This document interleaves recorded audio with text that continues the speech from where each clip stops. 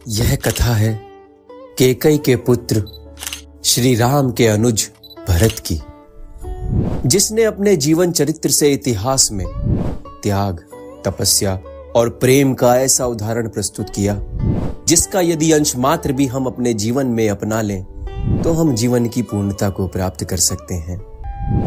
आइए देखते हैं कि किस प्रकार भरत अपने जीवन चरित्र से यह सिद्ध करते हैं कि श्री राम ही उनके जीवन के असली ध्येय हैं। भरत इस समय शत्रुघ्न के साथ ननिहाल में रह रहे हैं और भगवान राम को याद कर रहे हैं। तभी वहां अयोध्या दूत श्रीधर एक समाचार लेकर पहुंचते हैं।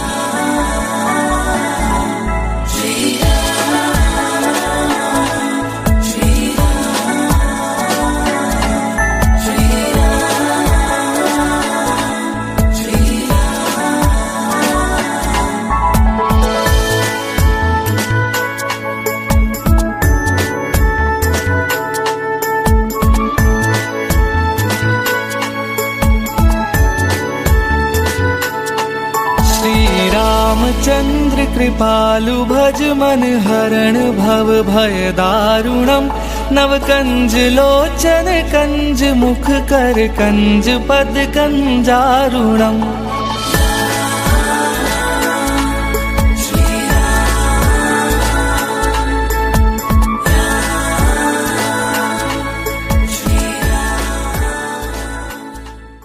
राजकुमार भरत, अयोध्या से आपके लिए एक संदेश लाया हूँ। यदि आप अनुमति दें तो सुनाऊं? अवश्य श्रीधर, बोलो, क्या बात है? क्या संदेश लाए हो?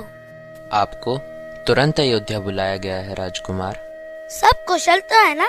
पिताश्री, माताएं, भैया राम, लक्ष्मण, सब कुशल तो है ना श्रीधर? अचानक इस तरह किसने बुलाया है? गुरुदेव वशिष्ठ का आदेश है कि आप तुरंत ही अयोध्या को चलें। हाँ, क्यों नहीं, अवश्य चलेंगे। लेकिन कुछ तो बताओ श्रीधर, अचानक इस तरह बुलाने का क्या कारण है? बेहतर होगा राजकुमार कि आप अयोध्या चलकर स्वयं इसके बारे में जानकारी प्राप्त करें। लगता है विषय बहुत गंभीर है, इसलिए ये हमें बताना नहीं चाह रहे। चलो भैया, हम शीघ्र ही अयोध्या के लिए प्रस्थान करते हैं। आप लोग चलने की तैयारी करो, मैं नाना श्री से आज्ञा लेकर आता हूँ।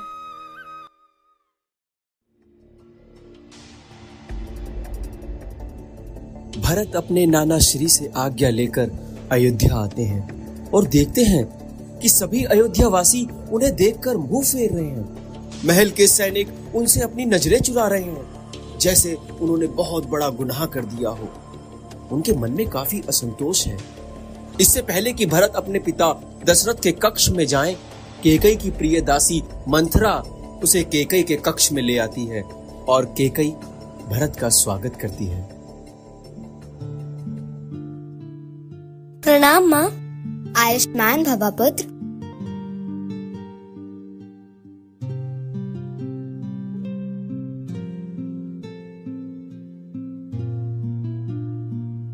कितने दिन बाद देख रही हूँ अपने प्रिय पुत्र को। भरत, तुम्हें अपने ननिहाल में कोई दिक्कत तो नहीं हुई पुत्र? यहाँ आने के लिए कब निकले तुम अपने ननिहाल से? बहुत थक गए होंगे। मैं तुम्हारे विश्राम और भोजन की व्यवस्था करती हूँ, तब तक तुम थोड़ा आराम कर लो। माँ, पहले मुझे ये बताइए कि अयोध्या में क्या हुआ है? शहर इतना अस्त व्यस्त क्यों दिख रहा है? अयोध्या वासी मुझे देखकर मुंह क्यों फेर रहे हैं? हर किसी की आंखों में मैं अजीब सा डर क्यों देख रहा हूँ? माँ, यहाँ के द्वारपाल और सैनिक मुझसे अपनी नजर क्यों चुरा रहे हैं? और इस तरह अचानक मुझे ननिहाल से यहाँ अयोध्या बुलाने का क्या कारण है? माँ, आप पिताश्री कहाँ हैं? इतने लंबे समय के बाद मैं अयोध्या वापस आया हूँ, वे मुझसे मिलने क्यों नहीं आए? आप चुप क्यों है माँ? बताती क्यों नहीं कि आज आपने ये ऐसे वस्त्र क्यों पहने हैं? तुम्हारे आभूषण कहाँ हैं? कुछ बोलती क्यों नहीं? बताओ माँ, क्या हुआ है? मैं अधीर हुए जा रहा हूँ। पुत्र, संसार में जो जन्म लेता है, एक ना एक दिन उसे संसार का त्याग भी करना पड़ता है। तुम्हारे पिता हमें यहाँ हमेशा के लिए छोड़कर मृत्यु को प्राप्त हो गए पुत्र, मृत्यु को प्राप्त हो गए।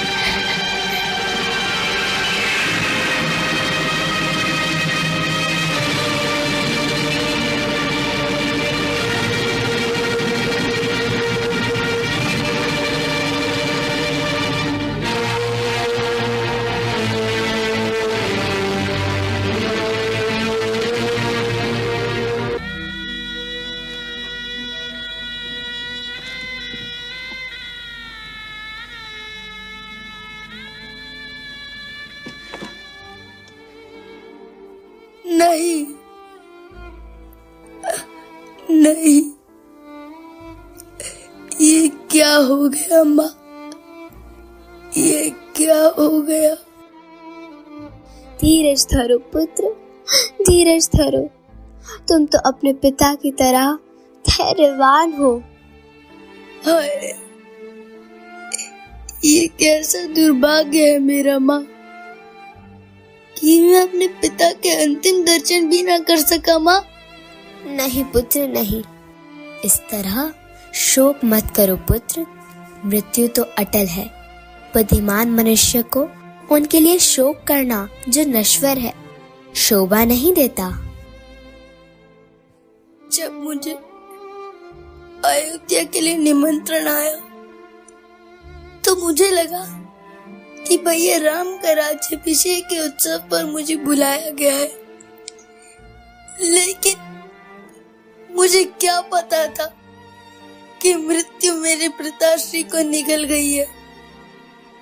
हे पिताश्री, आपने मेरी प्रतीक्षा भी नहीं की। जाने से पहले मुझे भैया राम के हाथ सौंप जाते। क्या आप मुझसे रुष्ट थे पिताश्री? अपने आप को संभालो पुत्र। एक माँ होने के कारण तुम्हारा ये हाल मुझसे देखा नहीं जा रहा। बताओ माँ, क्या पिताश्री को किसी बीमारी ने घेर लिया था जो अचानक इस तरह उनकी मृत्यु हो गई? उन्होंने जाने से पहले मुझे अवश्य पुकारा होगा। उस समय तो आप सब उनके पास थे ना, केवल मैं ही नहीं था, तो उन्होंने मुझे अवश्य पुकारा होगा। बताओ माँ, प्राण त्यागते समय उनके अंतिम शब्द क्या थे?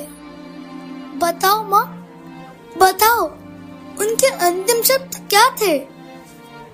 वो अंतिम समय में केवल राम को ही याद करते रहे, केवल राम को ही पुकारा।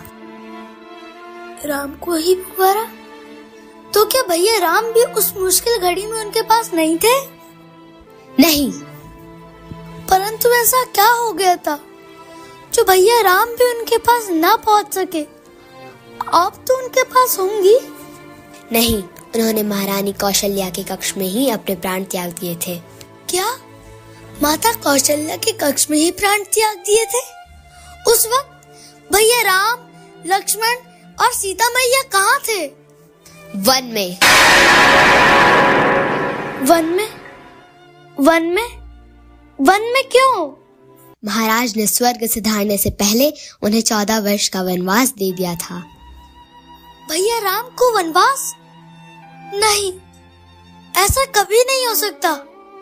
ये दंड तो भयंकर अपराधियों के लिए दिया जाता है।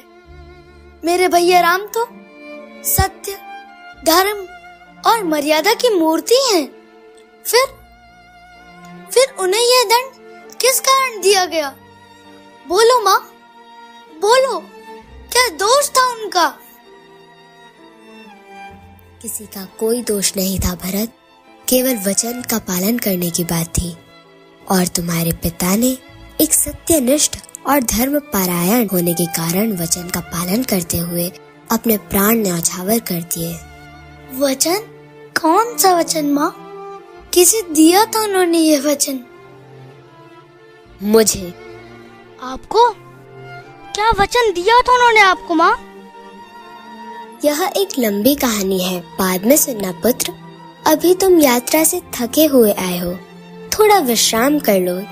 तुम्हें बहुत सारे कर्तव्य निभाने हैं। अयोध्या का राजभार संभालना है। एक राजा को बालकों के भांति भिलकना शोभा नहीं देता। यह आंसू बहाने का समय नहीं है। इस समय तुम्हें अपने कर्तव्य के बारे में सोचना चाहिए।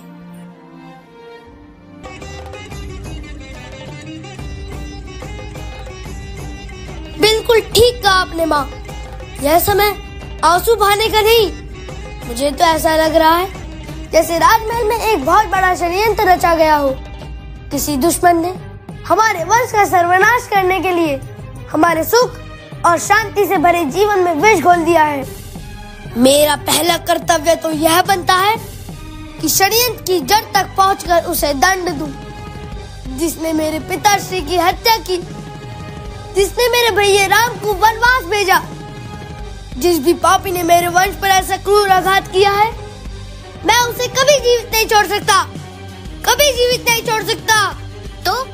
तो तुम उसे जान से मार दोगे? अवश्य। तो यह मृत्युदंड तुम्हें मुझे देना होगा। क्या? हाँ, मैंने ही महाराज से 2 वचन मांगे थे और उन्होंने कहा था जब जी चाहे मांग लेना। उन्होंने राम का राज्य अभिषेक करने का फैसला ले लिया था, किंतु मैंने ऐसा नहीं होने दिया। मेरे होते हुए तुझे राज्य से कोई भी वंचित नहीं कर सकता था। इसलिए मैंने महाराज से अपने दोनों वर मांग लिए, तेरे लिए अयोध्या का राज और राम के लिए 14 वर्ष का वनवास।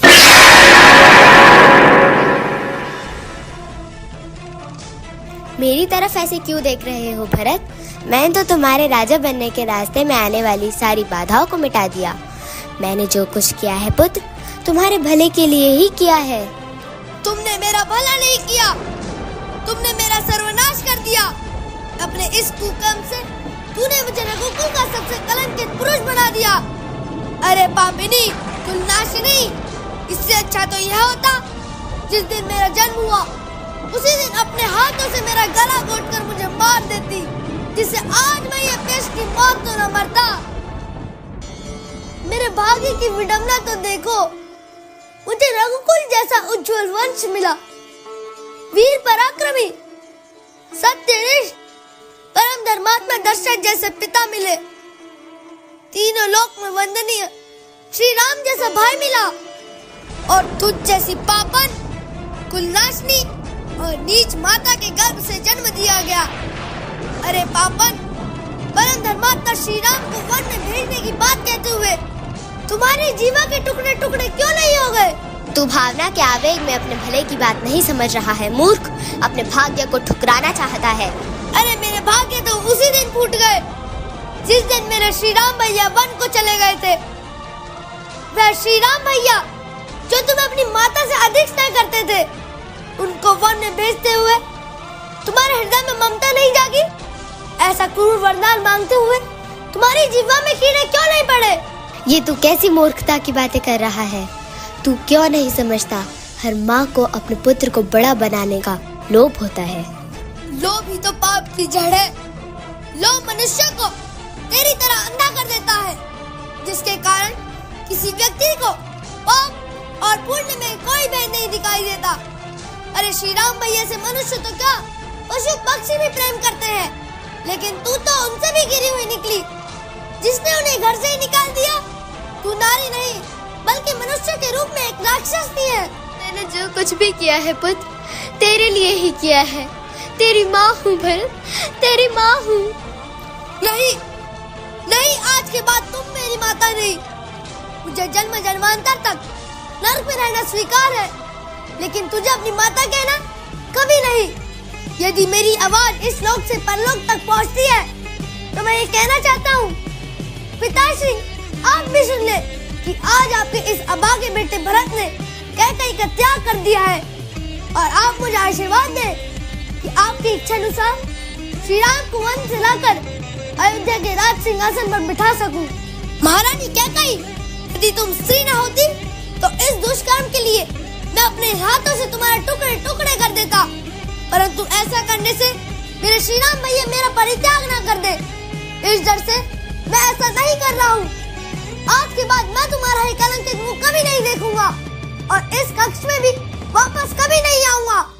भरत, भरत, मुझे क्षमा कर दे भरत, मेरे लाल, मुझे क्षमा कर दे, क्षमा कर दे।